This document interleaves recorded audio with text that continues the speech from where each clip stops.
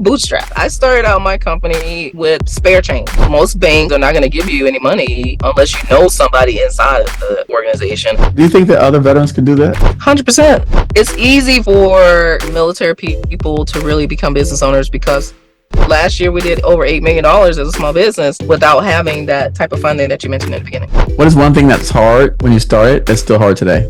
Every socioeconomic set aside can get a certification through the SBA. Women have to get their certification through third parties, and we are the only ones that pay for our certifications. So how do you get that first contract? The honest truth is my first contract came from... I've noticed that in all of my content, around 50% of you are not subscribed. Did you know that by subscribing to our channel, it's a very inexpensive way to help us to being able to bring on better quality guests, more government decision makers, influencers, people who can add value to your lives and growing your business. So if you could today, right now, just hit the subscribe button before we get started, and that will allow us to grow the channel. Thank you so much, and I hope you enjoy the video today. Why don't you go ahead and introduce yourself and name your company? So my name is Erica Dobbs. I'm the CEO of Dobbs Defense Solutions. We're a cybersecurity, enterprise IT, and business intelligence company. We primarily support the federal government, DoD spaces. We are a cleared company, so we are cleared up to top secret as well. But we are actually looking at commercial market as well. So we're just trying to grow and bring our skill and expertise to everybody, not just one solo area. And you said that you've only been in business for 5 years? 5 years. Yeah. On paper, 5 years, really 4 years. Actually doing work. Because for the first year that we started a business, well, the first year that I started the business, I only worked for like 4 weeks the whole year in 2019 because I retired from the Navy in October. So I completed the year out as a business owner. And then 2020 was the real year that we were full blown in business. So yeah, but on paper, I started on paper in February. So 5 years for legality purposes, but really 4 years as a business, actually going at it for sure. And so what inspired you to start Dobbs Defense Solutions? So what inspired me was actually, I was on a panel with a hiring panel. And on this hiring panel, I was able to witness these ladies actually discriminating against I call them seasoned veterans who had served their countries for over 20 years, and they were being discriminated against in a soft way. But it was a virtual meeting, and it was, no one could tell what ethnicity the person was. They could tell the gender by the name, but that was it. But because of the individual's schooling, the time that they graduated, all the key factors, so they could tell that they had been around for a long time. And then the individual was like, well, we need more younger people to bring in a different slant of, ideas and things like that. So I thought, wow, this could be me in a couple of years. Like, I'm at the break of getting ready to get out, and I'm going to be in that category. And so just looking at the landscape for women, not just Black women but women in general, and then looking at the landscape for veterans, and I was like, you know what, I knew that I had a great reputation, my credibility was solid, and I said, you know what, I'm going to try to start this business and see what it does, how we fare, and give a safe place for people who are being discriminated against or being discouraged not to go into the the government sector or into working in the government sector as well. So yeah, I decided to start something that would give everybody a chance, regardless of your race, creed, ethnicity, and more importantly, your age.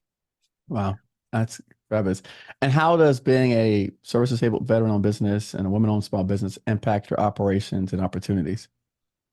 Hey guys, this is Eric Coffie with GovCon Giants here, and I'm so happy to announce a strategic partnership that we have with Encore Funding. As you know, for many, many years, I've been helping you successfully navigate the world of government contracting and helping you win contracts. But as you know, we've always fell short in trying to help get you access to capital. Well, with our new strategic partnership with Encore Funding, we've now closed that gap. Whether you are in the goods space or services space, we can help you. Now, I will say this, right now, we are focused on companies, particularly that have services in align with good. So if you're just reselling products, we haven't solved that issue for you yet. However, if you have a service that comes with a product, or a product, I'm sorry, that comes with a service, there's an area where we are able to help you out. So again, I'm going to have all the information below for those of you who are interested.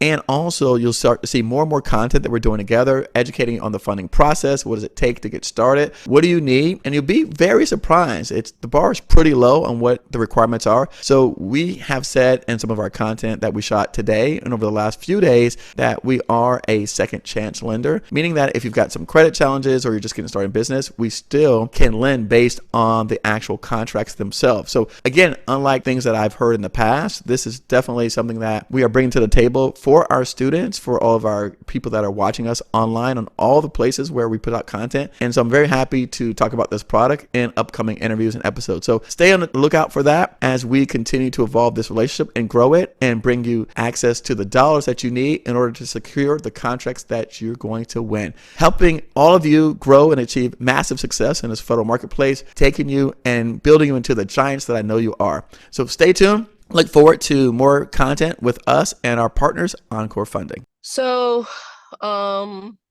one would think that the contracts are flowing in, but you know, you're still dealing with you're still dealing with the reality of social biases.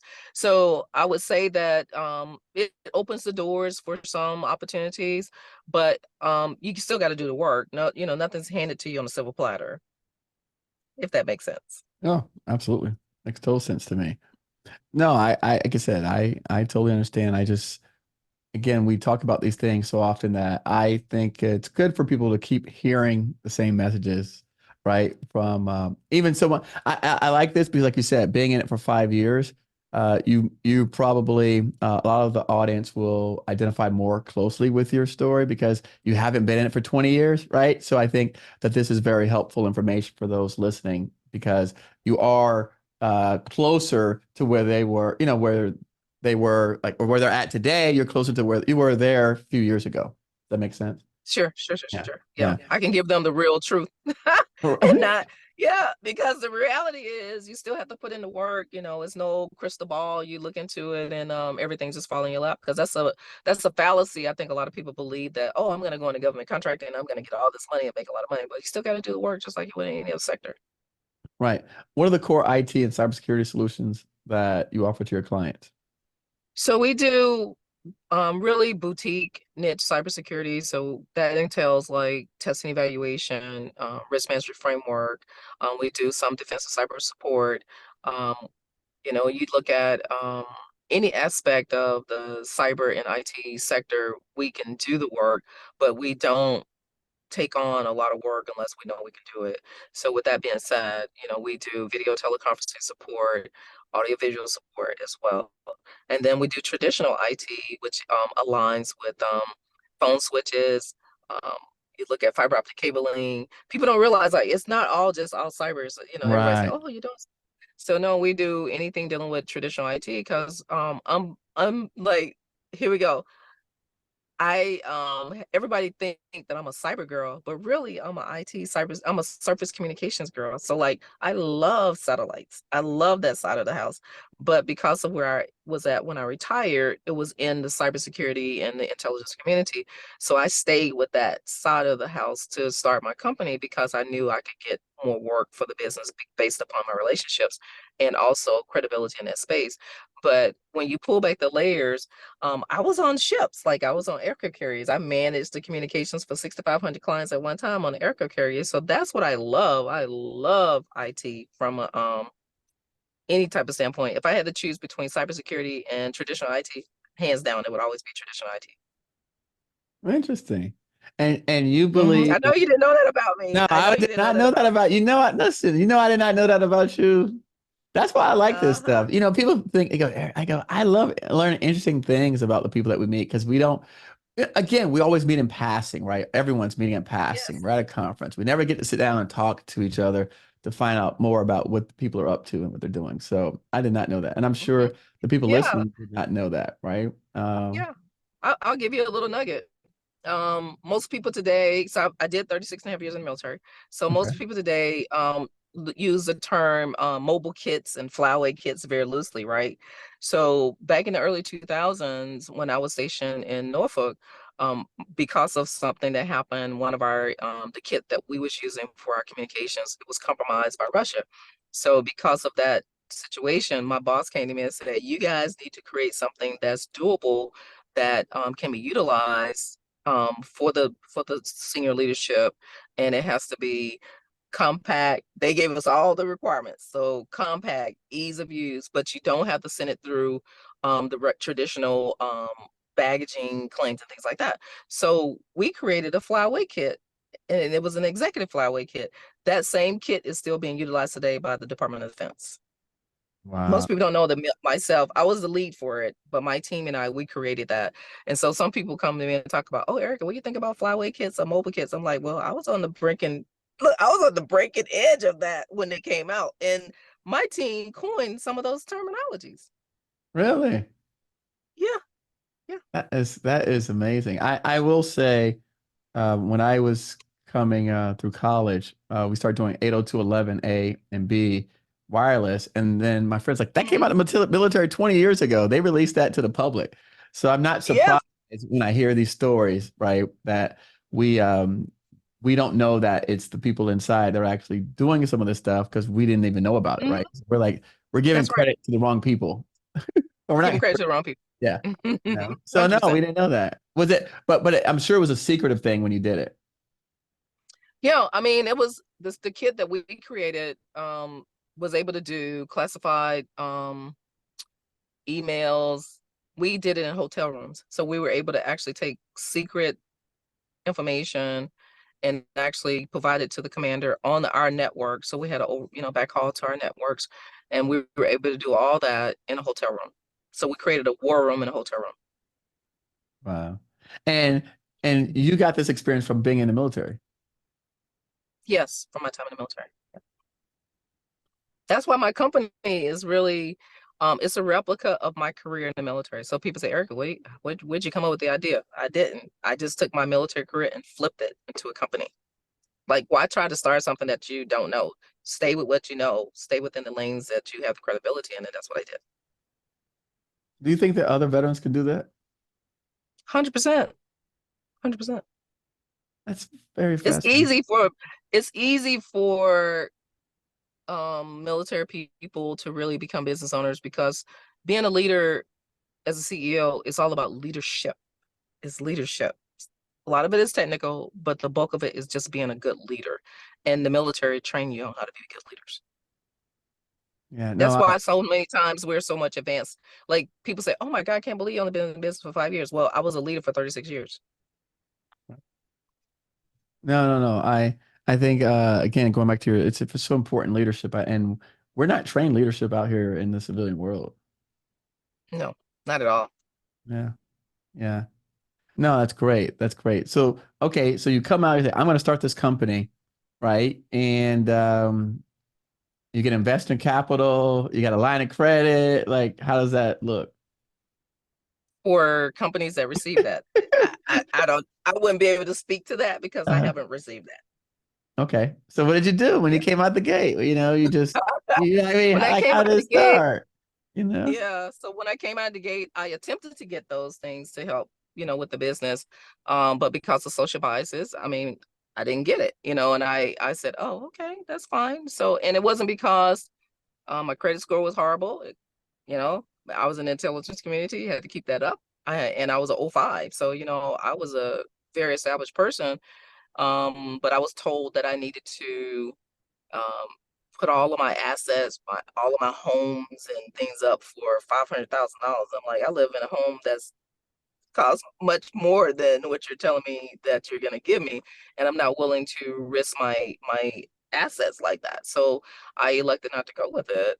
And so as a result of it, with time, I realized that um, most banks or most financial entities are not going to give you any money unless you know somebody inside of the organization. They're not going to really support you or provide you funding unless you've been in business for 2 years. And that's a fallacy that most people don't tell you. They go, oh yeah, we're here to support you, we're here to do this, we're here to that, but technically they just waste your time, you know, Right. with filling out all this paperwork only to tell you no. So I bootstrap, and it's funny because I started out my company with spare change. Like I went, and my husband and we had saved this jar of spare change in our house, and it was about $100 worth of spare change. So I went to the bank with that spare change and I put it in the bank, and that was the first set of dollars that Dobbs Defense Solutions had, was $100 from what, spare change. All And I right. bootstrapped the rest of it. Yeah, and I still do now today. Like we still do not have traditional banking support or funding at all. So that's why I said I can't answer that question, because I don't know. Like, remember in the beginning I told you, it's your dream. If it's your dream, you do. Remember that old saying, by any means necessary, Oh you yeah. make it work. Oh yeah. So by any means necessary, I have grown this company into, like, last year we did over $8 million as a small business, and that's without having that type of funding that you mentioned in the beginning. Wow. Wow. No, that's incredible. And again, like kind of like what we said in the beginning, right? When you build it and you figure it out and you do it for your spare change, you don't owe anybody nothing, right? You don't have no loose partners out there running around that, gonna come back and bite you later on down the road. So, hey, it's 100% ownership. right, 100% ownership. right. Yeah, I don't have no venture capitalists, no OPs, nobody, Wow. no angel investors, nothing. No, that's it. That's great. That's great. So now, all right. So you got your spare change out the jar. You go down to the bank, right? And Navy Federal. Navy Federal. Okay, Navy Federal. Shout out Navy Federal. And now, right? So how do you get that first contract? Because specifically, right, in the IT space, cyberspace, we always talk about past performance and right, not having any work history, and specifically not ever serving any of these agencies, right? What does that look like? Yeah, I mean, the honest truth is, my first contract came from relationships. Because I had past performance as an individual. Like I had Right. credibility, my resume was very solid, but as a business, we didn't really have past performance. So I had to really market myself, and that's how we actually got the work. And so I'm very grateful for the opportunity, because the work that we received out of the gate was dealing with artificial intelligence, machine learning, and cloud. So you think about, here you are, new company, starting out, and you get the contract supporting, at the time it was called the Joint Artificial Intelligence Center, which now they call the CADO. So we had that opportunity to support that agency out of the gate doing assessments, Nice. determining if entities were actually, in fact, AI, ML type companies and offering that type of software solutions. Wow. So relationships. Nice. Yes. Nice. Nice. Nice. And how long before you made your first hire? So unlike most people, I started out with my first hires right when I got my first contract. Like I never put myself on contract in the beginning. Like I started out as a CEO with 4 bodies. 4 people. When I first started the company, I had 4 people say, "If you start a company, I believe in you. I'll come work for you." And they did just that. Wow. You definitely did Mhm. not do like most people did. Most people are, No, yeah. and the best thing about it is that what gave me a sense of pride about it is that every employee that I had, my number 1, 2, 3, and 4 were all prior military. Mm, So we were 100% veteran-owned company and 100% veteran-owned employees. Prior veteran right. employees. Right. Wow. The people that you knew that said if you start a company, were there people that served with you at some point? Some of them served with me. Some of them just went through the training with me. Like we were in classes together with one of them. And then because of my leadership role when I was in uniform, some of them, were sailors and, Army soldiers that I had met in passing. And they were like, "Miss Dobbs, you took care of me when I was in uniform. I want to come work with you in your business because I know you'll take care of me." And I'm looking at them like, wow, that's a lot of vote confidence in me. But hey, I mean, it worked, and they did. And so I'm just grateful for them because they were very instrumental in me taking the business to where we are today. What other things would you say? I know you said the leadership from the military, but what other things would you say gave you that, what it took to be an entrepreneur? So I think that one has to be grounded in something, right? And you have to have a sense of, like me, I'm more of a spiritual person. So I don't know what people look at, or what kind of supreme being they desire to worship or believe in. But for me, I was brought up as a Christian, and so for me, I use that all the time. And so, with that being said, with my Christian foundation, that's what I drew upon. My trust in God and my trust in myself, and that's how I ventured on this journey. Because without having the desire to progress, but more importantly, knowing who you are as a person, I think that's the key, is you have to know who you are. So having the confidence in myself, knowing that if I can do what I've done in the military, I can do this as a business owner. And what I mean by that is this, Eric. I want you to think about someone in uniform like me. I was in leadership roles. So providing communications for very critical operations. We did that in sometimes in the war environment. And so I would get up in the morning. Some days I would have 2 hours of sleep, but I fought for it because I believed in self, country, self, right? And so what I fought for America for, I said, okay, Erica Dobbs, you got up every day and you fought for your country and you gave your all. Now it was your turn to fight for you. And so I took that same tenacity, that same drive, that same will, and I decided, okay, the same way I fought for this country is the same way I'm going to fight for Dobbs Defense Solutions. So I get up the same way every day, and I fight for my company in the same capacity that I fought for our country. So that's all I can tell you, is that that's what I use to fight. I go with the tools that's in my toolbox. Right, right, right. Speaking of tools, can you talk about the GSA schedule contract? Has that benefited you in any way? It sure has. I will tell you that for me, I don't have any other contract vehicles other than the certifications and things like that. Right. So GSA schedule has been a game changer for my company. Okay. And I would tell anyone in IT to definitely go after use the springboard to get on the schedule, and then use it to their advantage to just get more work, because there's a lot of work that comes out on GSA schedule that doesn't come out on SAM.gov. So you got to do what you got to do, right? But GSA schedule is a game changer. A lot of people sleep on it. Oh, hey, hey. No, that's again all great stuff. What about certification like ISO, CMC maturity level 2? How's that played into your company's operations and client trust? Sure. So it helped. Right now we're CMMI level 2, working on level 3. We have all of our ISOs. So we have 9001, 27001, and 20001. And so what it does is it shows the maturity level. It gives people a sense of ease and saying, okay, they know quality management, they know quality assurance, and more importantly, they're more established than the average small business. So it gives you that differentiator. Really, that's what it is. It's a differentiator against your peers, because most of them don't even think, oh, I don't need, they say, I don't need the CMMI, I don't need that stuff. Why do I need to get that? I'm not doing no ISO. What is it going to do for me? Well, it's going to set you apart from all your peers. That's what it does. Good point.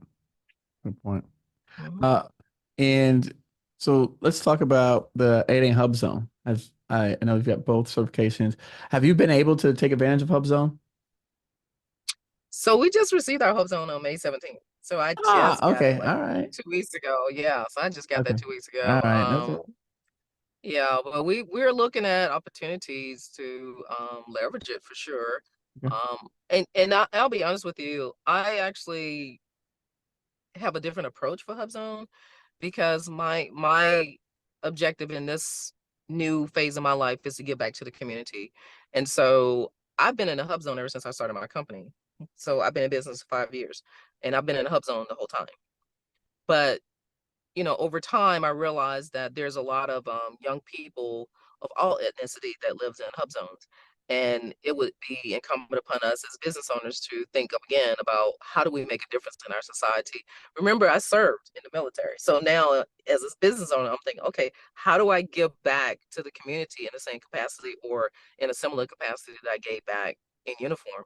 And to me, getting my hub zone was that, because now I'm able to go get the kids that are in school don't know where they want to go, living in an impoverished neighborhood in the, opportunity zones. And now I'm able to help other employees that are not students who don't want to go to school and take them to another level. So when I actually acquired my HubZone certification, that's what I did. I hired HubZone first to actually get that certification. And so we're using it as a training tool to not only just hire them, but we're using it to train up other people in cyber. We're doing contracting, HR, recruiting. So those are the areas that we're training them on. And then we're helping them to get that skill set. So we're placing them on contracts. Remember, we're a clear company. So once we get them trained up, we put them on a contract in another environment. That's not, right now, most of them are in uncleared environments. So we're putting them in cleared environments, and then we're replicating the process. But I'm doing that by partnering with various universities, and then I live in PG County, so I'm partnering with Employ PG County, hiring not only HubZone people, but also homeless veterans as well. So that's how I'm using my HubZone certification. Wow. Eric's like, what? I didn't know that. Yeah. Well, no, I mean, the homeless veteran part definitely threw me off. Yeah. We have a lot of homeless veterans. We have a lot of homeless women veterans as well. Most people don't know that women are in a crisis as a race of being veterans. The society does not welcome us back home very well. So you have a lot of homeless veterans out there. I definitely did not know that. I was not aware about a crisis with women homeless veterans. Mm-hmm. Yeah. One of my colleagues started her nonprofit, Ginger, where she focuses on nothing but homeless women veterans. That's how big of an issue it is. And they actually have taken the initiative all the way to the White House. So it's a known problem. What qualities and skills do you look for when hiring new team members at D2S? So it depends on the role, really, that we're trying to place someone in. But we look at certifications, if they have schooling, if the requirement requires them to have any type of schooling or certifications, such as Security Plus, CASP. Some people have to have CASP. Most people are not familiar with that one. But just different ones. And then, of course, Scrum for the ones that are in HR, we look at that as well.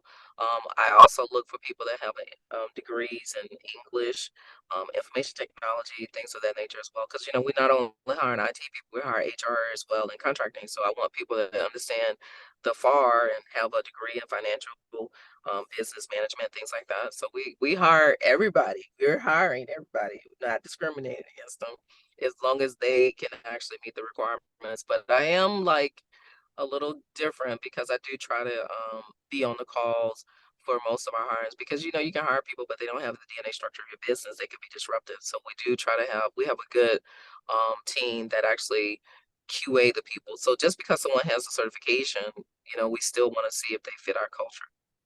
Can you share any recent successes or significant milestones that DTS has achieved? Yeah, we just made the Inc. regionalist for the state of Maryland for the Mid-Atlantic region. And so we were number 8 of 135 companies, fastest growing companies in the area. And then on the same list, in the Inc. regional list for the state of Maryland, we were the number 1 company in the state of Maryland, fastest growing company. And then just yesterday, we received the SBA Maryland Veteran Company of the Year. Okay, I got you at the right time, huh? You got your Yes, HubZone, you got Maryland Company of the Year, you got Ink Award. Look, you came out at the right time.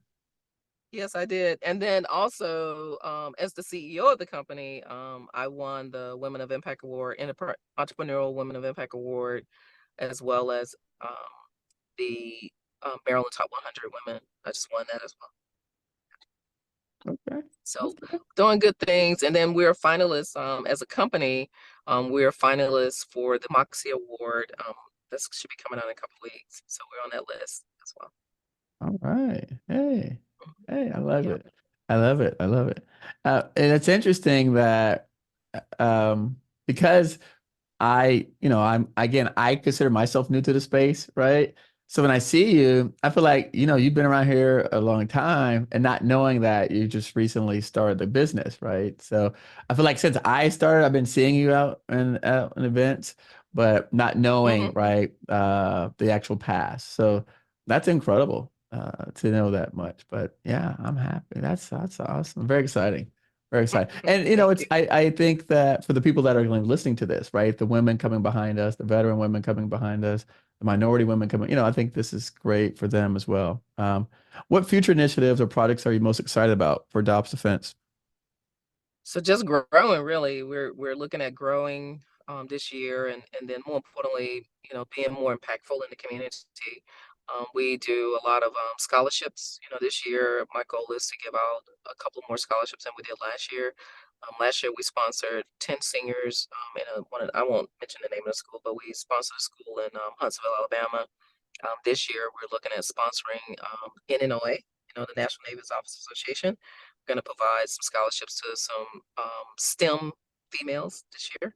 And so just having our piece of the pie going to kids that are trying to do better in the STEM field. So this year, our focus is really STEM, not just giving scholarships to all kids, but primarily to STEM and then focusing on women because women are at right now we don't have enough in our field. So just focus on that, and then more importantly, just continue to grow the brand. How does D2S stay ahead of the curve and rapidly evolving IT field in cybersecurity? So that's funny you asked that question, um, because I've been in the field for 40. When I retired in 2019, 36 and a half years in the military. So I've been in IT for 41 years, and I will tell you that it's not very new. It's just repackaged a lot of different Uh, ways. And some things are just being enhanced, but it's been around forever. Like AI has been around since the 50s. So people are like, oh my God, what do you think about AI? I'm like, nothing. It's been around forever. So for me, it's just embracing the way things are being done today, and some of the innovative changes is what I would say. But to me, it's like, okay, I'm embracing it. that's interesting. And it's funny at our conference last year, the last panel talked about AI being around, right? That long, right? And they talked about certain devices that we all had that had AI in it, like a long time ago. So it was A definitely long time ago. yeah. It was very surprising to me, right? Because again, like I said, as a civilian, we don't know these things. Uh, Yeah. Yeah. Funny story.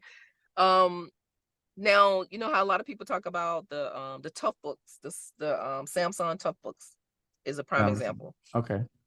I used that tough book in 2005, but it just became an evolving thing for other people. Like, oh, and you can use this compact tough book, put it in a kit. I'm like, okay, I used that when I was in uniform. It's nothing new. So that's my point. It's like a lot of things that we are exposed to in uniform, and it's before the time for other people to use. And so, yeah, like that's why I'm like, I'm not intrigued with a lot of it, but I get it. And then I look at how people are repackaging things that were, a phenomenon in the early 1990s and in Wow. the 2000s, and they're trying to pitch stuff like that. I was like, oh my God, that's old. What are you doing? Yeah.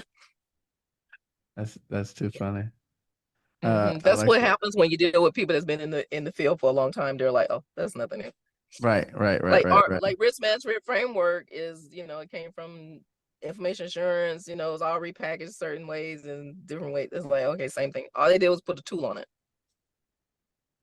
Okay. All right. Yeah. Yeah, no, it's funny because like I said, I know about I'm not a cyber guy, but I'm aware of risk management framework. But I'm not aware of what you just said, the other words that you just said before that. Information, yeah, it's we called, some people used to call it DICAP, information assurance. And then, you go through all that and then they go, oh, cybersecurity. Well, cybersecurity is really nothing but information assurance.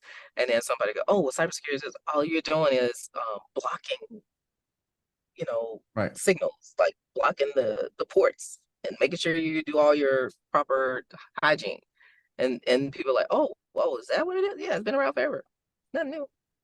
Why do you think they changed the naming of these things? I don't know. I was, funny story. I was having a conversation with one of my. I'm gonna tell you something that somebody said to me. I was having a conversation with someone who is very entrenched with Silicon Valley, one of my colleagues, and the person said to me, yeah, we was having a discussion, and everybody, we're here, and we decided let's go back and get something old and throw it out there and see how everybody respond to it. So hence they went out and went and got AI and said we're gonna see how it takes off with the sectors and everybody in the world, and it took off. And I said, well, what was your thought if it didn't take off? They go, yeah, we're going to go grab something else old and see if it would take off. So basically, if it didn't take off, they were just going to go to something differently.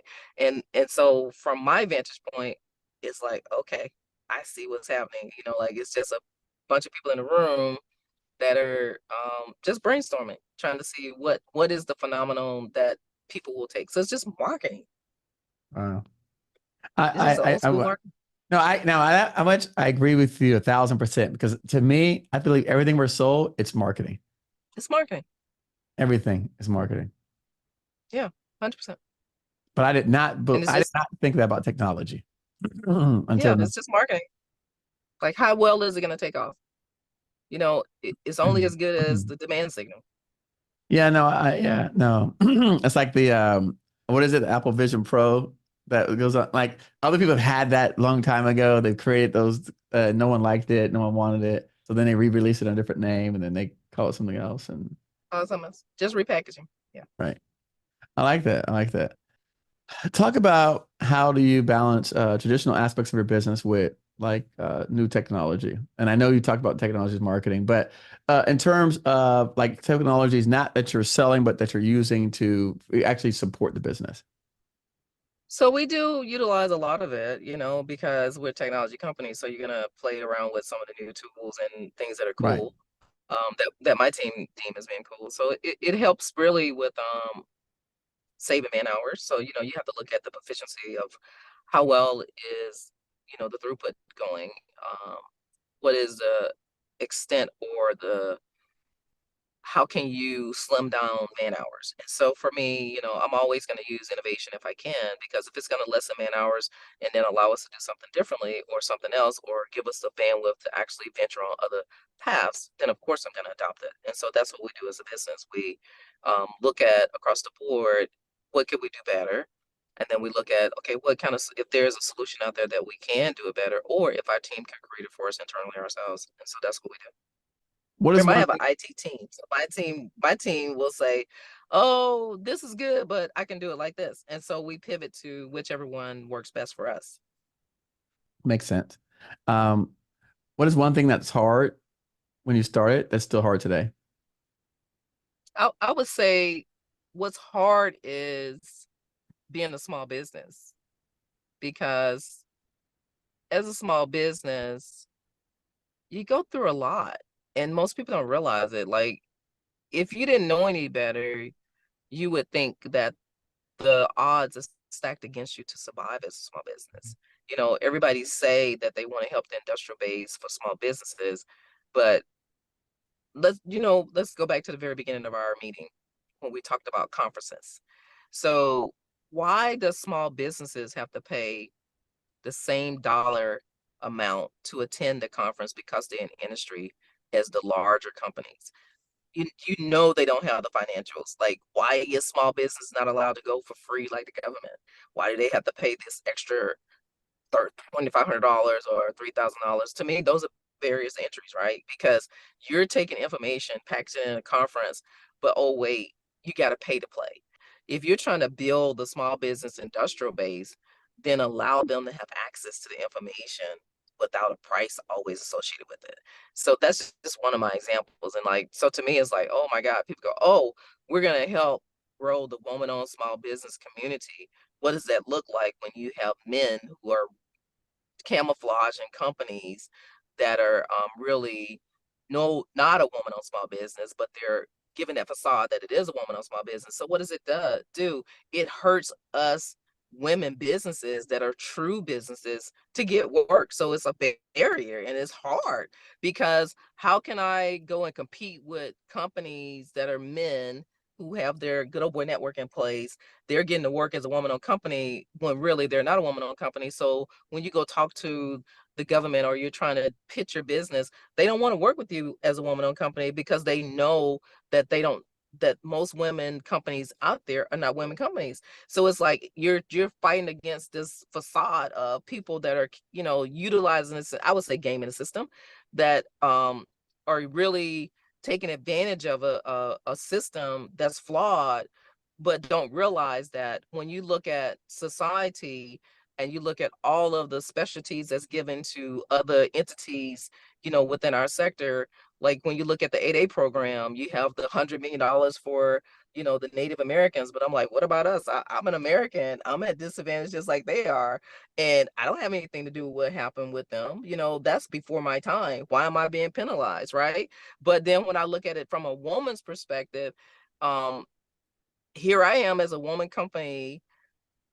We're the most disadvantaged of all of the socioeconomic set-asides in America. Like we're more disadvantaged as the veterans, the, you know, the 8As and the super companies that everybody want to talk about, like the Native Americans. Women companies are at a more disadvantage. And to me, I think what's hard is that I'm trying to survive as a woman company in this sector, and the tools and the resources are lacking. Like people say, oh, we're changing the policy. You can change a policy, but tie some money to the policy that you're changing. So as a woman company, I don't even know if you know this, Eric, every socioeconomic set aside can get a certification through the SBA. Women have to get their certifications through third parties, and we are the only ones that pay for our certifications. I was aware that you get it through third party. I was not aware that you had to pay for it. Yeah, we're the only ones that pay. So to me, that's hard. Like it's hard being a woman company. It's hard trying to break barriers that are already there for you. So yeah, that's what I'm still fighting it though.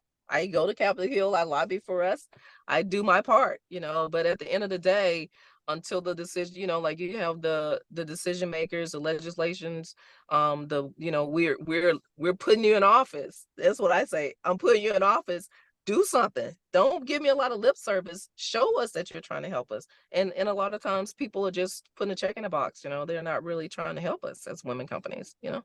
So that you asked the question, you stepped on it like a hard one. I No, hate no, no. I want the fight. Hey, look, give me all the smoke. I like it. I like it. Listen, I'm gonna tell you something. I saw that you're WeBank certified, right? And I am. I say that. I go, wait a second. You know, they got to pay these groups to be able to do business with these other groups. But the people who have the advantage don't have to pay and get no certifications, and they just get contracts without having to be certified, without having to renew their financials, without having to do all those things. So why do we have to pay? Like you said, we got to pay to play, where these other people just get to show up and play without having to pay an additional cost. So yeah, just like the, you know, like you look at the NMSDC, the National Minority Small Business Council, you know, I'm an American, but other people get off the plane, show their passport, and they're certified minority.